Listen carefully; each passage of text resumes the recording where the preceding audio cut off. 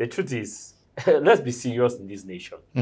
We are closer to an election. If all things being equal, they were not even, if we had followed the election calendar, we would not have even had this same behold, because the elections were due by the election calendar this February.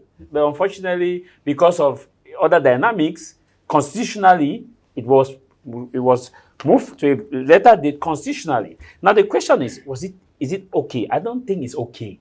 First of all, we are anticipating a municipal and legislative election in the coming months, which is not up to a year. And second, the way I see some of these CPDM people celebrating and also some people celebrating, it's like they think that the mandate of the Speaker of the Speaker of Assembly is 5 years, 1 year, renewable, every March session. So there's an election which is coming up, and I see the way I see people celebrating is like they are telling us that they already know the result of the election, or the municipal election, which is going to come, which is like everything is going to be normal, is still going to be there. People are building mountains out of nothing, because it was not, first of all, it's not timely.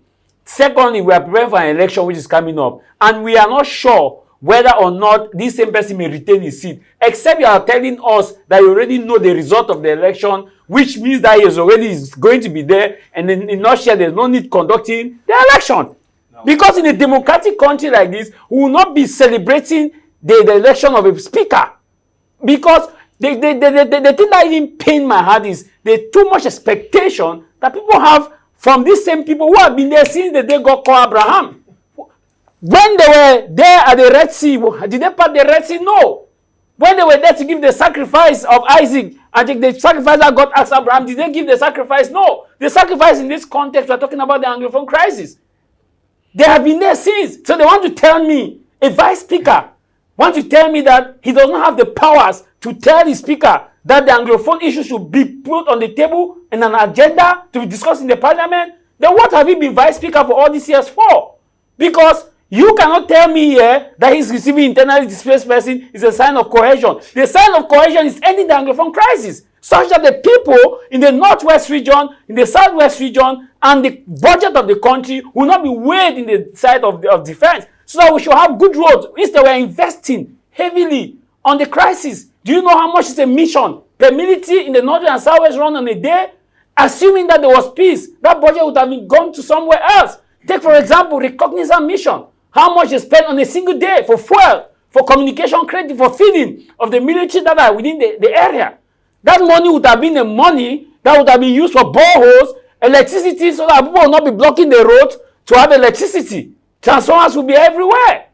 And if we look at what have they done in the parliament, that we can stand and say, oh yes, there's changes. Like Mr. Anjume said, I can buy a casing and put this one. You ask me that, hey, Javis, I bought a new phone. No. It's the same system.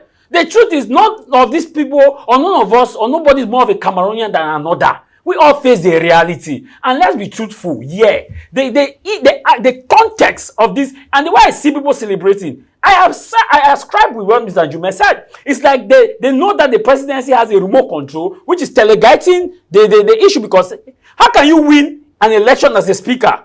You are thanking the president of the republic. Yeah, but isn't it obvious that you only become a candidate for that position after selection from within the party ranks? And who is the national president of your party?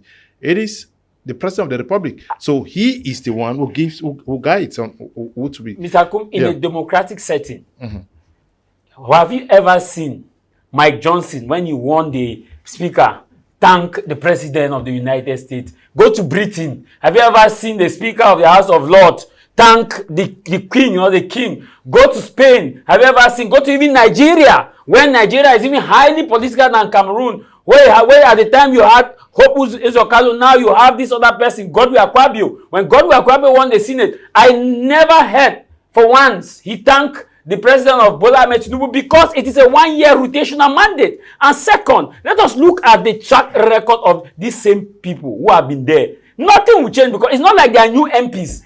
I would have expected, in fact, the jubilation that I see Cameroonian jubilating, I expect that when a minister is appointed. Because a minister, I know, will have the time to run the affairs. These are legislators who play the oversight. When you see the executive celebrate they are a legislator, then there's a problem. Because these are people who act in violence. These are check and balance. These are the ethics committee. Members of parliament are the ethics committee. But when you see executive celebrating, then there is a problem.